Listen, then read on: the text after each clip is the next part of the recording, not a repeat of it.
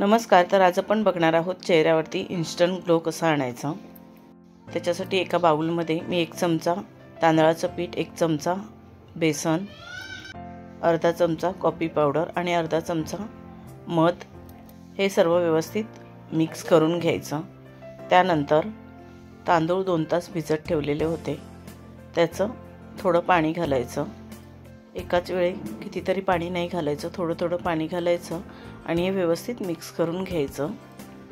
घट्टसर आपल्याला याची पेस्ट बनवून घ्यायची आहे। जास्त पातळही करायची नाही आणि जास्त घट्टही करायची नाही, अगदी मीडियम पेस्ट तयार करायची आहे। मी अजून थोडंसं याच्यामध्ये पाणी घालून घेते। अगदी जसं लागेल तसं थोडं थोडं पाणी घालायचं आणि हे व्यवस्थित मिक्स करायची। थोडी घट्टसर अशी पेस्ट तयार करायची।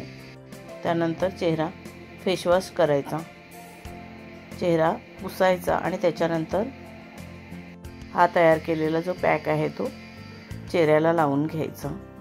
तुम्ही बघू शकता एवढा घट्टसर हा पॅक असायला पाहिजे। त्यानंतर चेहऱ्याला व्यवस्थित लावून घ्यायचा। मी हाताने लावते, तुम्ही ब्रशने लावलात तरीही चालेल, पण हाताने आपल्याला व्यवस्थित सगळीकडे लावता येतं। पूर्ण चेहऱ्याला लावल्यानंतर हलक्या हाताने 2 ते 3 मिनिटं मसाज करायचं।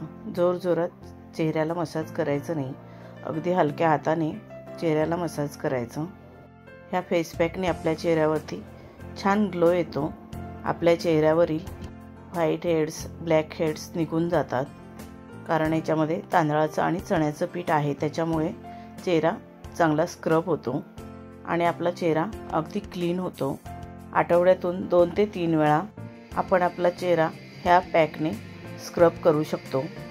आपण या फेस पॅकसाठी वापरलेलं साहित्य घरचंच आहे, त्यामुळे काही साईड इफेक्ट नाही होणार।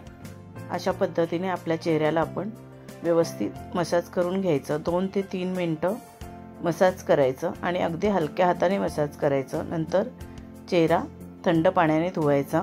तुम्ही बघू शकता चेहऱ्यावरती किती ग्लो आलेला आहे। त्यानंतर आपल्याकडे एखादं टोनर असेल तर ते स्प्रे करायचं। व्हिडिओ आवडला असेल तर लाईक शेअर करा आणि पटकन सबस्क्राईब करा। धन्यवाद।